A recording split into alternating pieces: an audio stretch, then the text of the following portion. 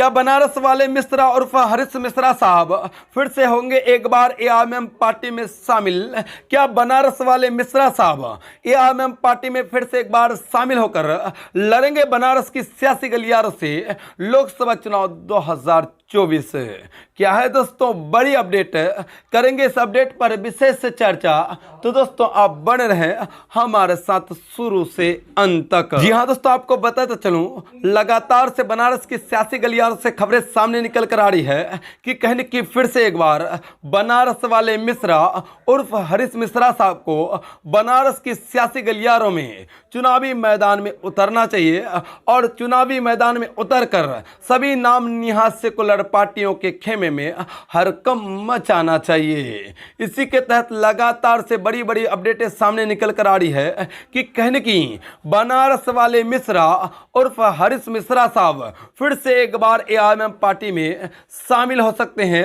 और शामिल होकर के एआईएमएम पार्टी के टिकट से बनारस में लोकसभा चुनाव 2024 लड़ सकते हैं। दोस्तों आपको बताता चलूं, ये वही बनारस वाले मिश्रा है जो पिछले दफे विधानसभा चुनाव 2024 एआईएमएम पार्टी के टिकट से उत्तर प्रदेश में बनारस में लड़ा था, लेकिन हालांकि इसको यहां पर कामयाबी नहीं मिली थी, लेकिन अच्छे खासे वोट लाए थे।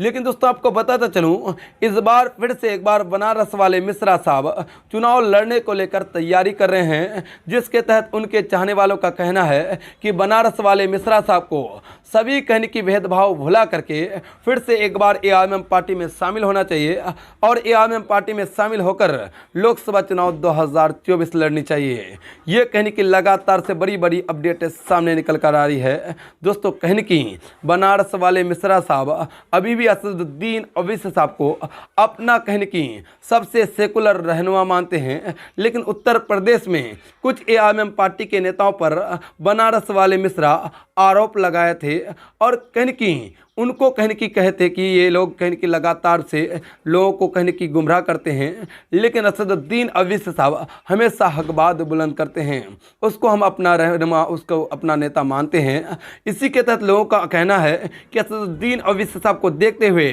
बनारस वाले मिश्रा उर्फ हरीश मिश्रा साहब को फिर से एक बार एआईएमएम पार्टी में शामिल होना चाहिए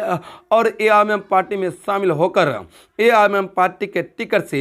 लोकसभा चुनाव 2024 लड़नी चाहिए। दोस्तों अगर एआईएमएम पार्टी के टिकट से इस बार बनारस वाले मिश्रा साहब चुनाव लड़ते हैं तो कहने की जीत सकते हैं। विधानसभा चुनाव के वक्त सरकार बनाने को लेकर जनता वोट की थी, लेकिन सरकार नहीं बना, जिसकी वजह से जनता अब दिग्गज सेकुलर पार्टियों से नाराज नजर आ रही है। अब कहने की अपनी क़यादत को मजबूत करने को लेकर जनता एआईएमएम पार्टी के तरफ अपना रुख मोड़ती हुई नजर आ रही है और इसी के तहत